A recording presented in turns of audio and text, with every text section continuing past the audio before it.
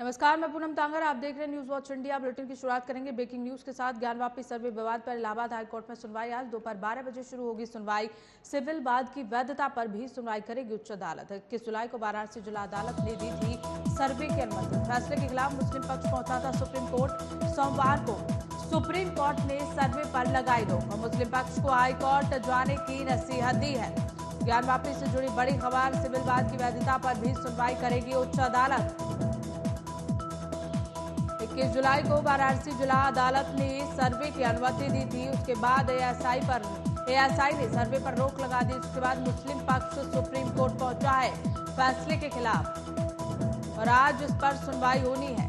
तो बड़ा अपडेट ज्ञानवापी मस्जिद को लेकर, सोमवार को सुप्रीम कोर्ट ने फैसला नहीं सुनाया था। मुस्लिम पक्ष को हाईकोर्ट जाने की नसीहत दी थी और उसके बाद अब मुस्लिम पक्ष हाईकोर्ट पहुंचा है। आज सुनवाई होनी है। ज्ञानवापी सर्वे विवाद पर इलाहाबाद हाईकोर्ट में सुनवाई होगी। आज दोपहर 12 बजे ये सुनवाई शुरू होगी।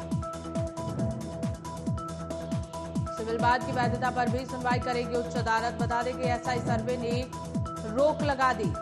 उसके बाद 21 जुलाई को वाराणसी जिला अदालत ने सर्वे को अनुमति दी थी, लेकिन फैसले के खिलाफ मुस्लिम पक्ष सुप्रीम कोर्ट पहुंचा है।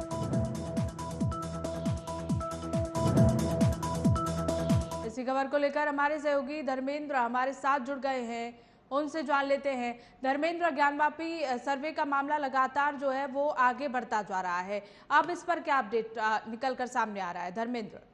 जी पूनम, बता दें आपको कि ज्ञानवापी को लेकर के अभी मुस्लिम पक्ष ने जो अपील सुप्रीम कोर्ट में की थी, उसको लेकर सुप्रीम कोर्ट ने सीधा यह कहा कि निचले अदालत में जाकर के आप इसके लिए रुक करें। 2 हफ्ते के लिए सर्वे पर रोक भी लगाई और इसके बाद मुस्लिम पक्ष के द्वारा आज हाई कोर्ट में याचिका दायर करनी है और याचिका दायर करने के बाद देखना होगा हाई कोर्ट का निर्णय क्या होता है और उस निर्णय के आधार पर आगे जो है लोकल ज्ञानवापी को लेकर के वाराणसी कोर्ट जो है आगे फैसला सुनवाई करेगा। जी धर्मेंद्र, मुस्लिम पक्ष की ओर से क्या कहा गया है याचिका में?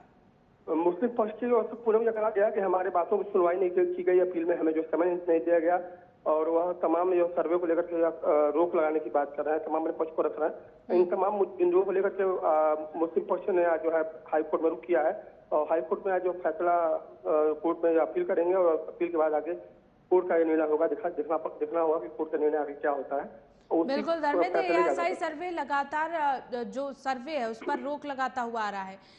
क्यों सर्वे नहीं हो पा रहा है ज्ञानवापी मस्जिद का? कोर्ट ने यह कहा है कि 2 हफ्ते तक का रोक लगाया। कोर्ट का यह कहना है कि मुस्लिम पक्ष की अभी अपील को सुनी जानी चाहिए और मुस्लिम पक्ष की अपील को सुनने के बाद ही आगे कोई भी फैसला या निर्णय सर्वे का आगे काम जारी होगा। जिसको लेकर के 2 हफ्ते तक के लिए कोर्ट ने रोक भी लगाई है। इनके अपील को सुनने के लिए एक तरह से मौका इनको दिया है। इस मौके के साथ ये 2 हफ्ते का मौका मिला है, इसमें अपने बातों को सामने पक्ष को रखेंगे और उस पक्ष को रखने के बाद आगे कोर्ट अपने निर्णय जो है आगे जो लेना वो लेगी। जी चलिए, बहुत बहुत शुक्रिया धर्मेंद्र हमारे साथ जुड़ने के लिए, तमाम जानकारी साझा करने के लिए। सिविल वाद की वैधता पर भी सुनवाई करेगी अदालत। 21 जुलाई को वाराणसी जिला अदालत ने सर्वे की अनुमति दी थी और उसके बाद फैसले के खिलाफ मुस्लिम पक्ष सुप्रीम कोर्ट पहुंचा था। तो ज्ञानवापी से जुड़ा मामला आज दोपहर इस पर सुनवाई होनी है। सोमवार को सुप्रीम कोर्ट ने सर्वे पर रोक लगा दी थी। इसके बाद मुस्लिम पक्ष को हाईकोर्ट जाने की नसीहत भी दी थी और अब मुस्लिम पक्ष हाईकोर्ट पहुंच गया है, जिसके बाद आज 12 बजे इस मामले पर सुनवाई होनी है। तो ज्ञानवापी सर्वे विवाद पर इलाहाबाद हाईकोर्ट में सुनवाई होगी आज। इसे लेकर करीब 12 बजे सुनवाई शुरू होगी। दोपहर 12 बजे तक सुनवाई होगी और उसके बाद ही कोई फैसला आएगा।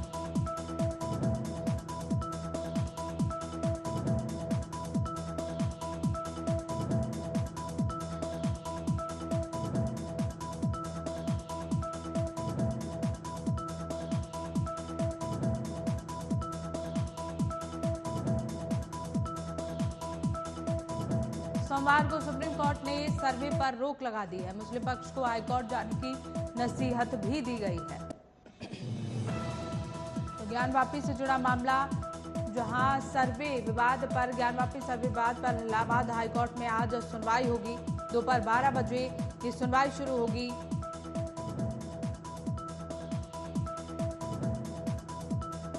सिविल वाद की वैधता पर सुनवाई करेगी उच्च अदालत। बता दें कि 21 जुलाई को इस पर सुनवाई होनी थी, लेकिन इस पर रोक लगा दी गई, जिसके बाद आज दोपहर 12 बजे हाईकोर्ट में सुनवाई होनी है। बता दें कि मुस्लिम पक्ष ने सर्वे का विरोध किया था, उसके बाद मुस्लिम पक्ष हाईकोर्ट जाने की मुस्लिम पक्ष को नसीहत दी गई थी और इसी के चलते आज दोपहर 12 बजे ज्ञानवापी मस्जिद पर सुनवाई होनी है। वाराणसी स्थित ज्ञानवापी परिसर के एएसआई से सर्वे कराने के आदेश को 2 साल पहले भी जिला अदालत ने दिया था। हालांकि सर्वे के आदेश पर इलाहाबाद हाईकोर्ट ने रोक लगा दी थी। प्राचीन मूर्ति स्वयंभू लॉर्ड विश्वेश्वरनाथ से संबंधित इस मुकदमे की सुनवाई की अगली तिथि 25 जुलाई है। इसी प्रकरण को लेकर जिला जज को अदालत में अंजुमन इंतजामिया मस्जिद कमेटी की निगरानी याचिका भी लंबित है। एक बार फिर से हमारे सहयोगी धर्मेंद्र हमारे साथ जुड़ गए हैं, उनसे जान लेते हैं। धर्मेंद्र, पिछले 2 साल से इस पर सुनवाई हो रही है लेकिन अभी तक कोई निष्कर्ष नहीं निकला। धर्मेंद्र, बिल्कुल पुनः बता दें कि लगातार 2 वर्षों से सुनवाई हो रही है। लगातार हिंदू पक्षकारों द्वारा अपने दलीलों रखा जा रहा है और मुस्लिम पक्षकार भी अपनी बातों को रख रहे हैं। कहीं कहीं जो है मुस्लिम पक्षकारों का यह हम शुरू से ही विरोध रहा है। पहले तो कार्बन डेटिंग आई थी, कार्बन डेटिंग को लेकर के मुस्लिम पक्ष ने विरोध जताया था और उसके कार्बन डेटिंग को लेकर के कोर्ट ने अपनी फैसला सुनाई थी और कार्बन डेटिंग को सुरक्षित रखा गया। वह शिवलिंग है या आकृति है, क्या है, इसको लेकर के तमाम विवाद चले आ रहा है, अभी तक कोर्ट में चल रहा है, लंबित है। इसके बाद दोबारा फिर अब इस वक्त जो है फिर सर्वे पे फिर चालू करने की बात हुई। सर्वे पर चालू कोर्ट ने आदेश दिया कि सर्वे पूरी तरह कराई जाए और उसके बाद फिर जो है मुस्लिम पक्षकारों के द्वारा यह निर्णय फिर विरोध किया गया है और इसको लेकर के 2 हफ्तों का जो है फिर वक्त जो है तो पूरे कोर्ट के द्वारा मिला है। कोर्ट ने समय 2 हफ्तों का दिया है मुस्लिम पक्षकारों को कि अपनी बातों को ये रख सकें और इसको लेकर के फिर पुनः आज वाराणसी सुप्रीम कोर्ट के अपील के बाद खारिज की गई और हाई कोर्ट के बाद यह मामला फिर गया है और हाई कोर्ट ने आज इस पर जो है मुस्लिम पक्षकारों के द्वारा दी जाएगी, अपनी याचिका दलील दी जाएगी। इसको लेकर के आगे सुनवाई होगी। जी बिल्कुल धर्मेंद्र, 2 साल पहले ही अदालत ने ये कह दिया था कि इसका सर्वे होना चाहिए लेकिन इलाहाबाद हाईकोर्ट ने इस पर रोक लगा दी, तो एएसआई क्यों नहीं चाहता कि इसका सर्वे हो? आप बता दें पूनम की लगातार जो है रोक लगी है। इसमें यह मुस्लिम पक्षकारों का यह दावा है, उनका कहना है कि हमें दलील मिलता है कि हमें समय नहीं दिया गया, हमारी बातों को सुनी नहीं गई है।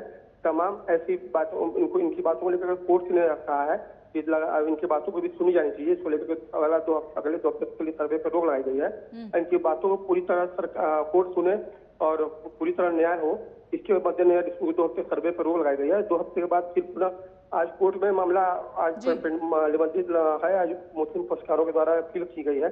इसको लेकर के आगे जो है आज कोर्ट सुनवाई करेगी, उसके बाद आगे फैसला होगी। उसके बाद वाराणसी कोर्ट, जिला कोर्ट के द्वारा आगे मामला बढ़ाया जाएगा। बिल्कुल धर्मेंद्र, क्या लगता है कि आज जो फैसला आएगा उसके बाद एएसआई सर्वे की जो वो सर्वे का जो आगे की जो कार्रवाई है वो पूरी हो पाएगी? क्या सर्वे को अनुमति मिल पाएगी? बिल्कुल पूनम, बता दें आपको कि आज का जो है सुनवाई है बहुत ही अहम माना जा रहा है क्योंकि सुनवाई पे ही आगे सर्वे के कामों पे आगे जो है आगे प्रगति होगी। क्योंकि सर्वे को लेकर क्या हाई कोर्ट में जो है सुप्रीम कोर्ट में जब मुस्लिम पक्षकारों के द्वारा दायर किया गया था तो उनका कहना था निचले अदालत में फिर पहले अपील दायर करें।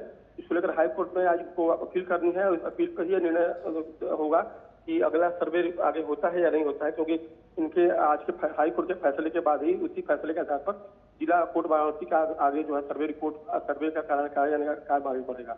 बिल्कुल धर्मेंद्र, जब सोमवार को इस पर रोक लगाई गई थी तो क्या तर्क दिया गया था?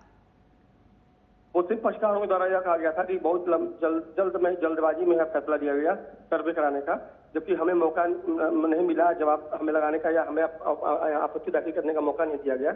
इसको लेकर के कोर्ट ने मामले को संज्ञान लेकर के 2 हफ्ते तक रोक लगा के इनको निष्पक्ष सुनवाई करके न्याय हो, इसके लिए इनको टाइम दिया गया। 2 हफ्ते में इनको फिर बीच में इनकी सुनवाई को सुन करके कोर्ट अपना आगे फैसला लेगी। बिल्कुल धर्मेंद्र, एक बार सिरे से समझा दीजिए ताकि हमारे दर्शकों को समझने में आसानी हो कि आखिर ये पूरा मामला क्या है ज्ञानवापी मस्जिद को लेकर।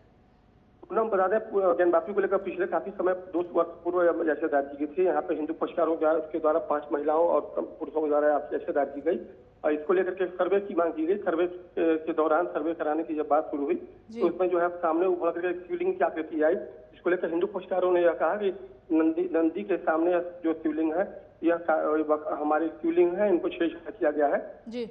और वहीं दूसरी ओर मुस्लिम पक्षकारों ने यह कहा कि यह शिवलिंग नहीं है, फुहारा है, जिसको लेकर कार्बन डेटिंग कराए जाने की बात आती है। कार्बन डेटिंग के कराए जाने के बाद सर्वे जब की रिपोर्ट आगे बढ़ी तो मुस्लिम पक्षकारों ने इसको लगातार विरोध जताया और सर्वे वहीं पर रोक दी गई। फिर दोबारा फिर उसको कोर्ट के द्वारा फिर लगातार जो है कार्रवाई चलती रही और फिर पुनः सर्वे कराए जाने का कोर्ट ने आदेश दिया है और उसके तहत फिर का सर्वे कल सर्वे कराई चालू कर दिया गया था।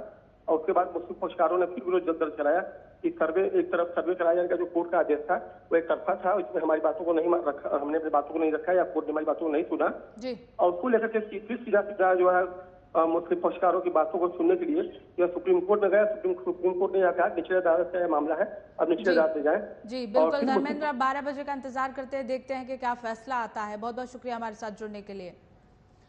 इसी बीच अगली खबर का रुख कर लेते हैं, जहां मणिपुर में 2 दिन में 718 म्यांमार के नागरिकों ने प्रवेश किया है। अवैध कागजातों के आधार पर घुसपैठ की गई असम राइफल से मणिपुर सरकार ने रिपोर्ट मांगी है। राज्य में भड़की हिंसा से तार जुड़े होने की आशंका भी जताई जा रही है। तो असम राइफल से मणिपुर सरकार ने रिपोर्ट मांगी है। बता दें कि राज्यों में भड़की हिंसा से इसके तार जुड़े होने की आशंका भी जताई जा रही है। तो मणिपुर में 2 दिन में अब तक 718 म्यांमार के नागरिकों ने प्रवेश किया है। अवैध कागजात के आधार पर घुसपैठ की गई और इसकी रिपोर्ट भी मांगी जा रही है। जी असम राइफल से मणिपुर सरकार ने इसकी रिपोर्ट मांगी है कि आखिर राज्य में भड़की हिंसा के पीछे कारण क्या है और राज्य में भड़की हिंसा से इसके तार भी जुड़े होने की आशंका लगातार जताई जा रही है, क्योंकि मणिपुर में 2 दिन में 718 म्यांमार के नागरिकों ने प्रवेश किया है और अवैध कागजात के आधार पर उन्होंने घुसपैठ की, जिसको लेकर असम राइफल से मणिपुर सरकार ने रिपोर्ट मांगी है कि आखिर 2 दिन में 718 म्यांमार नागरिक अवैध कागजात के आधार पर कैसे घुस सकते हैं किसी राज्य में, और राज्य में भड़की हिंसा के तार भी इससे जुड़े होने की आशंका जताई जा रही है।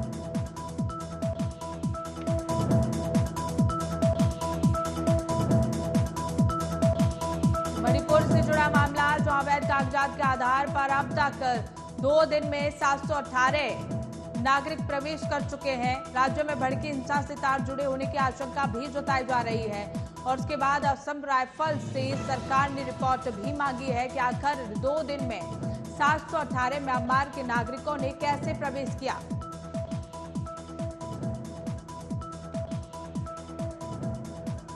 तो अवैध कागजात के आधार पर असम राइफल से मणिपुर सरकार ने मांगी रिपोर्ट कि अवैध कागजात के आधार पर 718 म्यांमार नागरिक मणिपुर में कैसे प्रवेश कर सकते हैं और राज्यों में भड़की हिंसा से इसके तार भी जुड़े होने की आशंका जताई जा रही है। मणिपुर में जिस तरह लगातार पिछले दिनों में हिंसा देखने को मिली और अब ये खबर सामने आ रही है कि मणिपुर में 2 दिन में 718 म्यांमार नागरिक प्रवेश करते हैं, वो भी अवैध कागजात के आधार पर उन्होंने घुसपैठ की, जिसके असम राइफल से मणिपुर सरकार ने रिपोर्ट मांगी है और साथ ही साथ मणिपुर में जो हिंसा हो रही है, राज्य में जो हिंसा भड़की है, उससे भी कहीं ना कहीं इसके तार जुड़े होने की आशंका जताई जा रही है।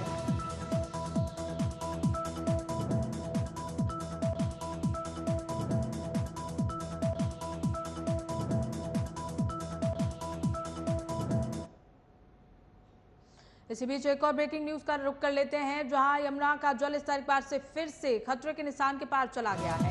अगर बात की जाए यमुना के जल स्तर की, 205.4 मीटर दर्ज किया गया है यमुना का जल स्तर और निचले इलाकों में फिर से एक बार जल भराव के आसार नजर आ रहे हैं। धीरे धीरे कहीं ना कहीं लोगों को उम्मीद थी कि जल स्तर कम होगा, वो अपने घरों में वापस लौटेंगे। जिन लोगों के घरों में पानी भर गया था वो फ्लाईओवर के नीचे सड़कों पर राहत शिविर में रह रहे हैं। बाढ़ पीड़ितों को कहीं ना कहीं उम्मीद थी कि अब पानी जो है जलस्तर यमुना का कम होगा, वो अपने घर को लौटेंगे, लेकिन एक बार फिर से यमुना का जलस्तर खतरे के निशान के पार पहुंच गया है। जलस्तर 205.4 मीटर दर्ज किया गया।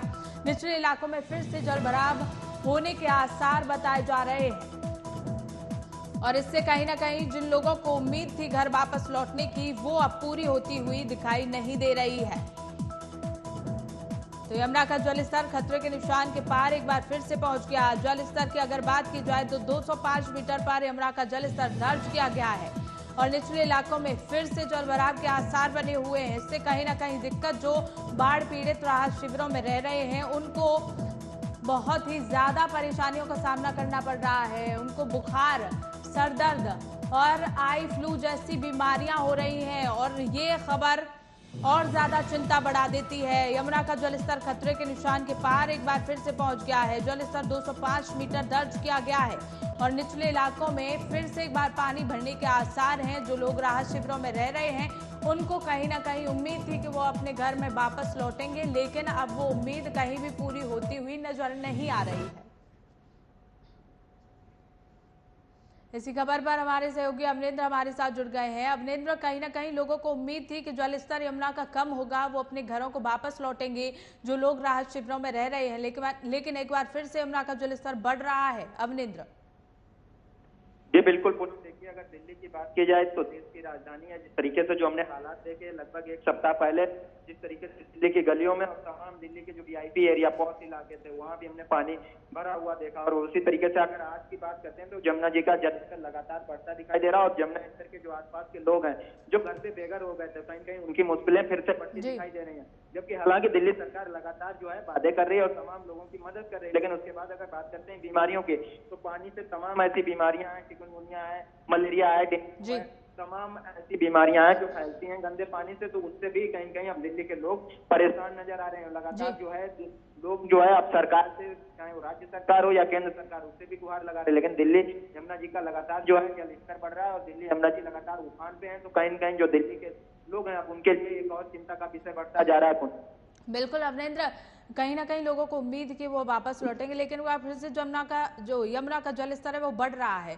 तो लोगों को कितनी उम्मीद है कि वो कब घर वापस लौटेंगे और क्या कहना है लोगों का? जी बिल्कुल, देखिए लोगों की जो उम्मीद थी कि वो अपने घर वापस लौट आएंगे। यमुना जी में जिस तरीके से जलस्तर कम हुआ एक बार और जो बाढ़ का क्षेत्र था उसमें कहीं कहीं जो पानी था वो कहीं कहीं नहीं देखा गया, लेकिन अब उसके बाद जिस तरीके से फिर यमुना जी का जल स्तर बढ़ रहा तो जो लोग घर लौटने की उम्मीदें थी अब उन लोगों की उम्मीदें कहीं कहीं टूटती नजर आ रही। जबकि दिल्ली सरकार के द्वारा तमाम लोगों को सुरक्षित जगह पर शिफ्ट किया गया है, लेकिन फिर भी अगर कहा जाए घर तो घर होता है अपना ही। तो कहीं कहीं जो लोग हैं वो काफी परेशान नजर आ रहे हैं। वो कहते हैं यहाँ पर उन्हें बात की जाए खाना नहीं मिल पा रहा, पानी नहीं मिल पा रहा, तमाम तरीके की दिक्कतें, लाइट, तो इस तरीके की तमाम तरीके की दिक्कतें बताते हैं। और उनका ये भी कहना है कि जिस तरीके से उनके हजारों घर बर्बाद हो गए जो लोग हैं दिल्ली के बिल्कुल अवनेंद्र, जिस तरह से लोगों को लगातार बीमारियां भी फैल रही हैं, जहां बाढ़ पीड़ित रह रहे हैं राहत शिविरों में, उनको आई फ्लू, बुखार, सर दर्द जैसी बीमारियां हो रही हैं, तो खाना तो उनको मिल रहा है, हालांकि उसमें भी उनको शिकायतें हैं, लेकिन जिस तरह से बीमारी उनको फैल रही है, क्या डॉक्टर्स वहां पहुंच रहे हैं, क्या उनका इलाज हो पा रहा है? आई फ्लू की बात करते हैं तो दिल्ली में देखें तो काफी ज्यादा मरीज संख्या में बढ़ रहे हैं। उसके बाद मलेरिया, तमाम ऐसे मरीज बढ़ रहे हैं। हालांकि सरकार के द्वारा कैंप तो लगवाए जा रहे हैं जहां पर ये लोग रहते हैं, इन्हें शिफ्ट किया गया, लेकिन उस तरीके का उपचार नहीं मिल पा रहा है। अगर बात की जाए तो तमाम बहुत सी ऐसी मेडिसिन है जो वहां पर उपलब्ध नहीं दिखाई दे रही पूनम। उसके बाद लेकिन जो लोग हैं वो काफी बीमारियों से ग्रस्त नजर आ रहे हैं। बिल्कुल, जिस तरह से दोबारा से अब जलस्तर बढ़ने लगा है, ऐसे में क्या गाइडलाइंस सरकार की ओर से जारी की गई है और क्या राहत सरकार की ओर से लोगों को मिल पा रही है? बिल्कुल पूनम, देखिए लोग जो है जो सरकार की तरफ से गाइडलाइन है, सरकार ने पहले से ही 2 दिन पहले ही लोगों से कह दिया था कि वो सुरक्षित जगह पर पहुंच जाएं, कोई भी बाढ़ वाले इलाके में ना रहे। जो दिल्ली के मुख्यमंत्री अरविंद केजरीवाल, उन्होंने लोगों से अपील की कि यमुना जी में किसी भी टाइम जल स्तर बढ़ सकता है, हथनी बैकुंठ बैराज से जो है लगातार जल छोड़ा जा रहा। तो इस तरीके से तमाम जो है दिल्ली सरकार की तरफ से लोगों के लिए तमाम तरीके की सुविधा तो उपलब्ध कराई जा रही है। लेकिन अगर जमीनी स्तर की बात करते हैं तो कहीं कहीं जमीनी स्तर पर वो सुविधाएं जो लोग, गरीब लोग हैं, जो बाढ़ से पीड़ित लोग हैं, उनको नहीं मिल पा रही पूनम। लेकिन जो दिल्ली के जनता है वो कहीं कहीं परेशान नजर आ रही है। बिल्कुल अवनेंद्र, एक बार फिर से यमुना का जलस्तर बढ़ रहा है, क्या इसके पीछे कारण है? बिल्कुल पूनम, देखिए अभी जिस तरीके से यमुना जी लगातार जो है उफान पे है तो अभी कुछ नहीं कहा जा सकता कि आने वाले समय में दिल्ली में फिर एक बार हो सके कहीं पानी देखने को मिले इस तरीके की तमाम। लेकिन दिल्ली सरकार की अगर बात करते हैं तो दिल्ली सरकार ने तमाम ऐसे नाले थे उन्हें खोल दिया है। तो इस तरीके से हो सकता है कि दिल्ली में अब की बार पानी देखने को नहीं मिले। लेकिन अगर यमुना जी में ज्यादा जल स्तर बढ़ता है और यमुना जी अपने उफान पे आती है तो कहीं कहीं दिल्ली में फिर से भी पानी देखने को मिल सकता है। और जो दिल्ली के लोग हैं उनकी ये चिंता का। जी बिल्कुल अवनेंद्र, अभी कहीं ना कहीं जो उम्मीद थी वो टूटती जा रही है लोगों की। बहुत बहुत शुक्रिया हमारे साथ जुड़ने के लिए, तमाम जानकारी साझा करने के लिए। इसी बीच एक और बड़ी जानकारी का रुख कर लेते हैं, जहां सेना के जवानों को बड़ी सफलता मिली है। जी हां, जम्मू कश्मीर से इस वक्त की बड़ी जानकारी, जहां सेना के जवानों को बड़ी सफलता मिली है। जम्मू कश्मीर में नशा तस्करी की बड़ी साजिश नाकाम कर दी गई है। साबा जिले के रामगढ़ बॉर्डर पर बीएसएफ ने पाकिस्तानी स्मगलर को ढेर कर दिया। 4 किलो ड्रग्स भी उसके कब्जे से बरामद किया गया है।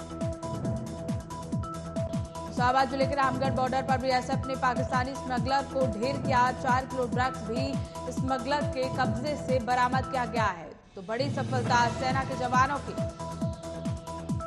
जहां जम्मू कश्मीर में नशा तस्करी की बड़ी साजिश को जवानों ने नाकाम किया है। साबा जिले के रामगढ़ बॉर्डर पर बीएसएफ ने पाकिस्तानी स्मगलर को ढेर कर दिया। साथ ही पाकिस्तानी स्मगलर के कब्जे से 4 किलो ड्रग्स भी सेना के जवानों ने बरामद किया है। सेना के जवानों की बड़ी सफलता, जम्मू कश्मीर में नशा तस्करी की बड़ी साजिश नाकाम कर दी गई। साबा जिले के रामगढ़ बॉर्डर पर बीएसएफ ने पाकिस्तानी स्मगलर को ढेर कर दिया और साथ ही कब्जे से 4 किलो ड्रग्स भी बरामद किया है।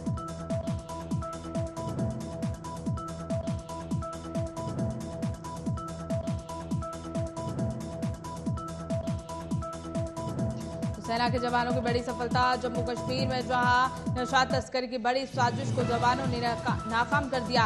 साबा जिले के रामगढ़ बॉर्डर पर बीएसएफ ने पाकिस्तानी स्मगलर को ढेर कर दिया है। साथ ही 4 किलो ड्रग्स भी बरामद किया गया। जी हां, बड़ी सफलता सेना के जवानों की। सतर्क रहते हुए सेना के जवानों ने तस्करी की बड़ी साजिश को नाकाम किया। साबा जिले के रामगढ़ बॉर्डर पर बीएसएफ ने पाकिस्तानी स्मगलर को ढेर कर दिया है। 4 किलो ड्रग्स भी बरामद किया गया है।